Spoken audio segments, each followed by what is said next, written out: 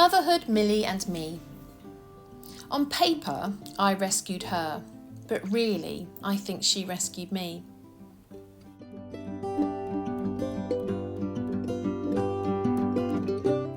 In 2018, sprawled on my bed in the Ugandan village of Ruhanga, papers strewn around me, I wrote the line, "It's not time that heals us, it's what we do with that time." It was 3 years after the miscarriage of my baby-to-be, and I was attempting to write a chapter for an anthology to help women believe in themselves. It wasn't going well. I just couldn't find the way in for what I wanted to say, and the submission date was looming. I'd come to Uganda in part to discover my way in a changed personal world, and immersing myself in school life alongside adventure and travel was my chosen way through into the type of life I once knew. The community outside my bedroom window was bright and vibrant, the experiences whirling around in my mind trying to make it onto the page were anything but. It was just too difficult to place myself back in the trauma, and the chapter remained unwritten. Eventually, back in the UK with a much-needed extension, the words became clearer and my chapter, When the Globe Breaks, was ready.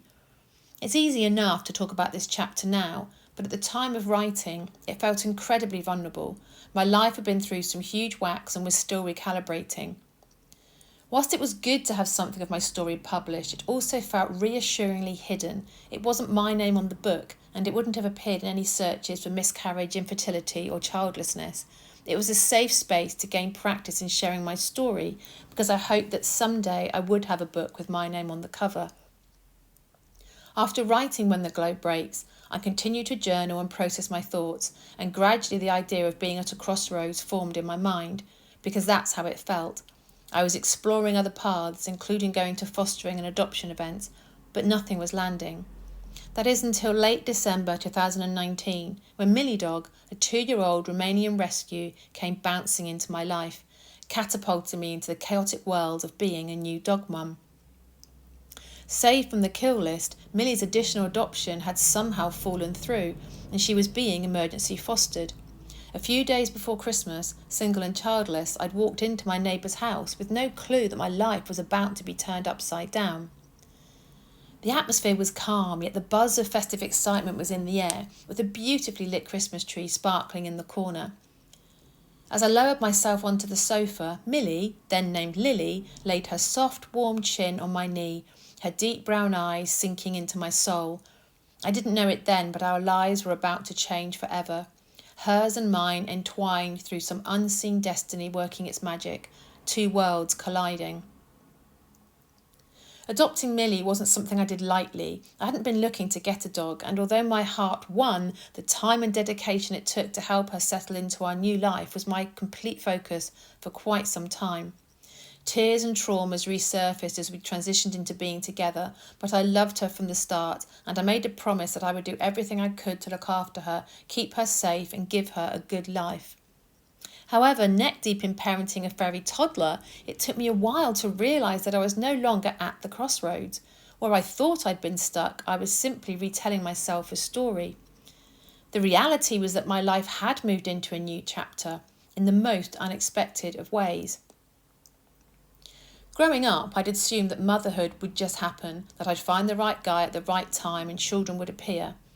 In my 20s, focused on adventure, travel, rock climbing and being outdoors, becoming a parent was not at the forefront of my mind.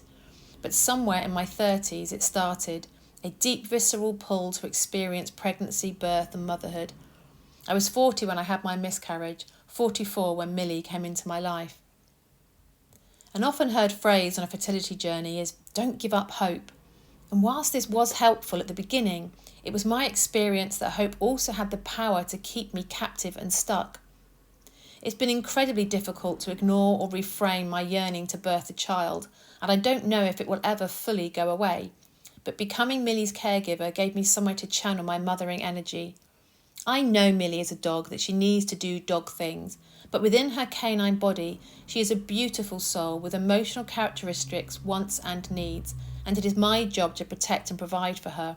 I love her with all my heart. At the beginning, she needed oodles of patience, care and attention, but as she has grown in age and confidence, the nuance of how to be her dog mum has changed too. an experience I'm sure which is shared with parents around the world, whether that be for a child or four-legged one. Being mum to Millie has helped me redefine what it is to have hope, of accepting that life is a massive roller coaster, of realising that it can leave us reeling in the wake of trauma, sadness and pain, yet also bring us joy if only we can let it.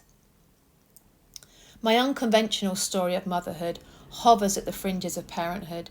It's for those of us looking in, imagining the lives we didn't lead, viewing the grass that might have seemed greener. However, it's also about being with the time we have and choosing the direction in which we will travel, not knowing where it might lead, but being open to the journey. For at its core, my story with Millie is one of love, loss and learning to live again, which is, after all, a universal human experience which shapes us all.